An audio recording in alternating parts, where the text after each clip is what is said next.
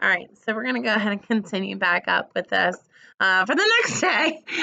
So what happened was more so, yeah, I lost space on my computer, so I'm gonna keep it moving because who knows when this is gonna end. So yesterday we talked about Cleta Evans and her approaches to her small group reading, and I thought she did a fantastic job. Overall, she just needs to continue with fluency. Today we're going to talk about Miss Tomlin and her classroom and her approach to small group instruction too as well. Hello, Miss Tomlin. She is in here, but she has decided to stay off the screen, which I respect. So, Miss Tomlin, going ahead and getting started a little bit too as well.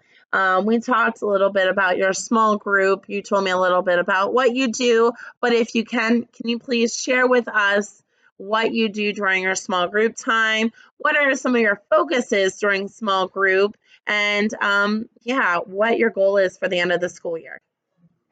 At this point in the year, groups have changed. So based on where their level is, we're kind of hitting kind of a home run final stretch before we get to third grade. So lower group is still the blending. They have a hard time blending those words together, reviewing our phonics spelling patterns. That way, when they are sending out their words, they know exactly what sound, whether it's making a long sound or a short sound or an ew.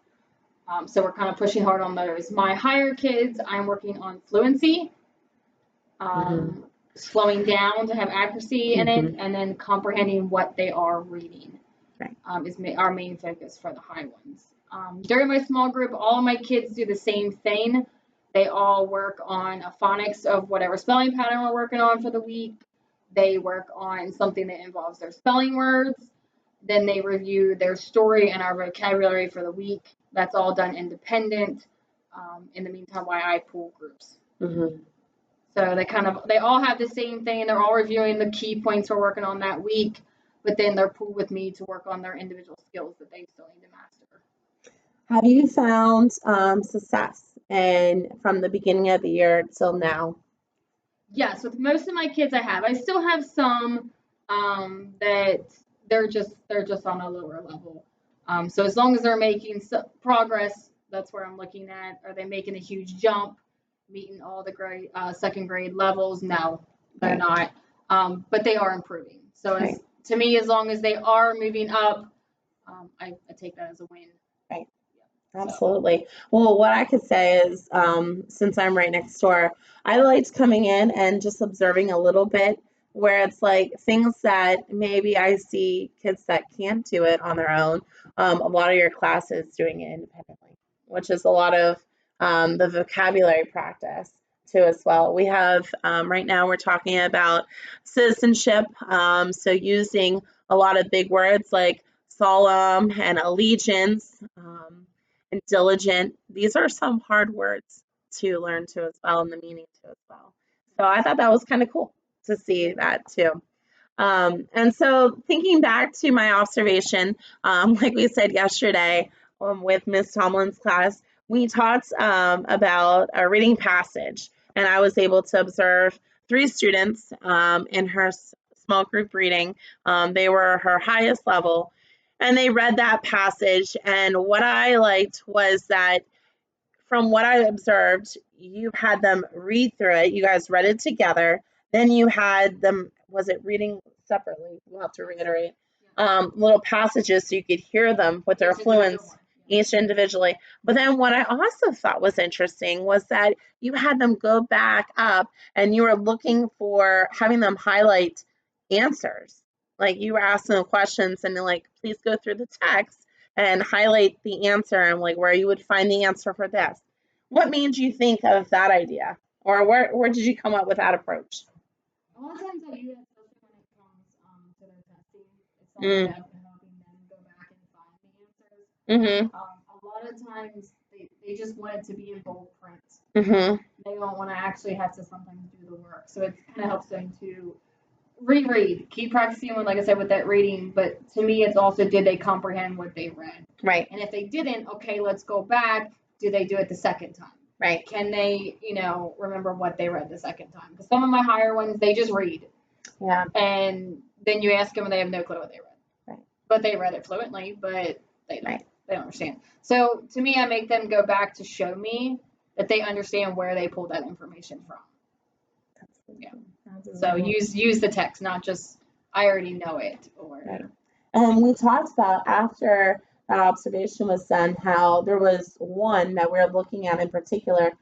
She wasn't really comprehending where to find those answers. She highlighted certain other things, or what we observed was more so she was looking at other people's. So maybe more of a hands-on approach to it as well, or maybe having some just share where they found theirs and why they highlighted that too as well. I thought that was really cool. Yeah. Yeah. So I guess my next question is, so it sounds, as I was listening, you had at least two that were able to read fluently. And I think more of it is more practice, more reiteration. I liked that you had the questions and that you had them practicing. I thought that was really neat and very engaging. So for that other one, it'd be more practice and more support with how to read it and just continue reiterating what they read, with their rhetoric too as well. I guess my next question is, how do you incorporate then some writing into your reading too? Because I feel that with two of your kids at least, you can also incorporate some writing, like a writing component aspect. Yeah. So that one did have one question they can write at. But I could easily the next day could have them write an answer to a question that relates to the story. And again, if they didn't fully remember, they could go back and read, or if I wanted examples, again, I can make them use the passage. That way they have to go back and find me the examples to answer the question. Right. So I could feed off that into day 2, unless there was more time day 1. But for my kids, it's more likely day 2. They, given more time to actually get their thoughts together to write. Right. Because we still struggle sometimes with wanting to write those complete sentences. But you could feed off of that with pulling the information and again, rereading if they don't remember what they read the day before. Okay. And then also maybe you'll have to reiterate to me, that was a passage. Do you continue that same passage the next day or do you move on to something new? If there's more than one activity that I have with it, we continue it. Okay. Some weeks are different. Some weeks we might start out with our decodables. Other weeks we don't. So it depends. That week we didn't start with our decodable. But some weeks we might run the decodable all week and then have a few activities in regards to it. So depending on what activities I want done with the passage. Sometimes it could take 2 days. Some days it might take 1 if it's a shorter passage. Right. We did finish that in 1, but if I would go off on to a writing passage or something, then we'd make it into 2 days. Makes sense. Yeah. So depending on the activity, depends if it lasts more than 1 day or if it's just 1. Usually reviews are just 1 day. Right. Yeah. Right. So then I'm assuming then you use the decodable text then from our main curriculum too as well. Yes. How do you use the text? So usually with that, we take turns reading Okay. that one. Usually day 1, we just, read through it. Day 2 is when we start to read and discuss into it. Right. A lot of times, depending on what level I'm working with, I might go a book down or I even might go a book up. Depending on the level, Depending on the level of the student. Makes sense. So my books aren't the same for every group. Right. And so the one that we just observed then, do you ever incorporate chapter books? Would that be something that could be beneficial? For 2 of them, maybe. One of them, I don't quite think she's quite there yet. Right. So I just kind of stick with more of the longer stories and the bigger passages. Ones that aren't 2 to 3 sentences. The ones that are actually more of a paragraph and more to it. But 2 of them I probably could, but the third one I don't think she's quite there. Not ready yet. Yeah. No. Well, I enjoyed listening to your fluency passages. I do encourage maybe, it's a little bit late. Like right now it is April, so it's a little bit late of changing your groupings up. But if you didn't have that one, go for it with the chapter books. Yeah. Groupings could be a little bit better, but we have to work with what time and what students. What you have. Yeah. But yeah, you can only, group them to the best of your ability so what you have during that time frame. Yes, you have your one student. She is a very high student. We were just talking about her scores And that one student, she went up close to 200 points from the beginning of the school year to mid-year. And we are talking about some factors that impacted that score too as well. And unfortunately, that student, she had a person in her family die.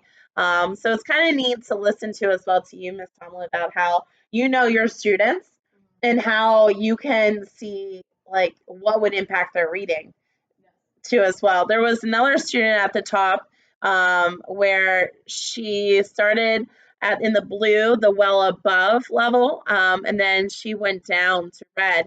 And do you want to reiterate a little bit about that student? That too depends on the day she's having. If she's in a bad mood, she don't want to read for you. Right. And she won't. And then she is a higher reader, so when she does want to read, she wants to get it done. Right. So she will read really fast and kind of soften her voice and Mm. mumble a little bit. So then when you're scoring her, Right. you can't hear the words that she's saying to you, so its scores are lower. But if you would try again or give her more time and actually tell her to raise her voice, which you can't while you're testing, you can like prompt them to continue. She is a higher reader. Right. And like I said, if she's having a bad day, then they're going to impact her score because Right. she's not going to put in the effort to read the passage. Yeah, absolutely. But I mean, yeah, she's one that I feel like she has more potential to give. Yeah. She just needs to have that little bit of a oomph behind yeah. her too. And a good move for the day. Yeah, exactly. So it looks like hearing from you, it looks like you have a great strategy put in place where you're working on some reading skills, working on comprehension with your higher level group too as well. I highly encourage where your group's at, maybe do some more writing. You know, if we ever have time. But yeah, I mean, yeah, it seems like from what I observed, two of them at least have the fluency, more reiteration for that other one too as well, incorporating writing because it sounds like they're at that place where they can continue to build on to their learning and understanding. Is there any other areas that you want to work on during that time? I know you said something about vocabulary. Was that something that you work on during their small time at their seats? Normally at the seats they work on them, and then we work on them on Wednesdays and Thursdays in small. Mm-hmm. So I like to give them Monday, Tuesday, and then part of Wednesday when they're not with me Yeah. to kind of start to really learn those vocabulary words. Right. They also take them home twice a week for homework. So that gives them one day of homework with them. And like you said, some of the words are hard to pronounce. So I allow Right. them to not only use flashcards that we have them done on, but to use their iPad where it can read them the word. Oh, that's If nice. it's a word that they cannot pronounce and they start getting frustrated on it, at least they're hearing the word and starting to make connections between it. So then before they meet with me, and then a lot of times with me, I just take the flashcards and I just cut them in half and we Right. play a matching game. Oh, that's nice. They have to match the words to the definition. That's funny. Miss Evans does the same exact thing. Yeah, so we do that on. Perfect. We don't do that until mid to end of the week. I Yeah. give them time to. She does hers on Thursday. To learn. Okay, I got one thing. That's very great. But yeah, so they do that. So I mean, especially with my lower kids, they don't get that outside help. So Yeah. it's a lot of review in small groups. So Right. I focus on the vocabulary or the spelling, which are some struggle more with spelling than they do with the vocabulary. So meeting whatever needs they're showing me for that week. Right. Again, that's like 2 days worth of grading small group stuff, so I kind of know what they're struggling on already. Exactly. Not quite getting it. Right. So then we can focus on in small group. So those are my main things to work on, and then my low group, just really getting that blending. A lot of them, it's the blending. Do you focus in on the skill? I heard a little bit earlier. You focus in on that skill that you're usually working on for the week, right? Correct. Yeah. Okay, so where do you usually find all your materials for that? So a lot of those come from our curriculum packets that we have. Oh, yes. And then I will pull ones just off the internet or anything I have in storage that uses those. And I also throw into like some color by code ones. Mm-hmm. It's a little bit more fun for them, but Yeah. they're still working on whatever vowel sound that they're just not quite getting. Right. And then I also have a push-in teacher, and she's been using those as well. It's more enjoyable for them. Mm-hmm. So try to put those in once or twice instead Right. of just drilling them because they get bored. But they're drilling with the flashcards and stuff we've done lately. They think it's a competition between a couple of them. So Yeah, they're absolutely. working actually a little harder now, which we could have Nice. done a little bit more earlier in the year. But Yeah. so yeah, just kind of working on it. So a lot of it just comes from our curriculum packets. Yeah, no, Yeah. that's really cool. And then another thing that I wanted to share with you, I didn't get to see this at all, and I don't know if you use this at all, was the flashcards. So in second grade, we have our high frequency words that they need to know by sight and by memory. Do you ever work on those high frequency words, and how do you practice those high frequency words in your classroom? Yes, I have the flashcards as well on my small group table. I do see them. Yeah, so I have those in my small group. I just randomly pick which ones we do. We have flashcards that review their vowel sounds as well. Right. We practice them as well. So we use a lot of those flashcards. Mhm. And then sometimes in their decodable, I will pick a word and they have to find it. Oh, well, that's cool. Yeah, so they'll have to find whatever word that we're working. Usually something that's with our phonics on that week. Yeah. And then do you usually, and I'm going back a little bit, with your decodable books, do you find usually text also with those certain blends and there's certain sounds too as well, going back to that? Whatever we're working on. And then highlighting. Highlight those, yeah. I call mine spotlighting. Oh, I like that terminology. So they use a chrome. Oh, that makes sense. Like a flashlight. Yeah. I call it spotlighting. There's spotlighting tools. So we use that. And then like I said, every couple of weeks I then have a list of high frequency words and I just put them on it. Yeah. To see if they have mastered the grade level or not. So if they've already mastered K in first, we don't go back to them. We just stick to second grade and we just keep going until they can get all of them without mixing up any words or missing them. So I do that every couple of weeks. I reassess them to see where they're at. So between flashcards, that, and their books, it's usually how they get their high frequency words. Yeah. I like it a lot. Well, thank you so much for letting me come in. And also just to finish off with you too as well. I enjoyed watching how you run your classroom. This is your first full year because last year she had a baby. So she was gone. She left me a little bit, but this year is her first full year that she's finishing off. And man, you are rocking it. You're rocking it. You're doing a great job. But no, I really appreciate just your willingness to, help. And then also letting me just observe your classroom too as well for a hot moment. But you know what? It was fun while it lasted. I enjoyed it too as well. So no, but thank you. I appreciate it.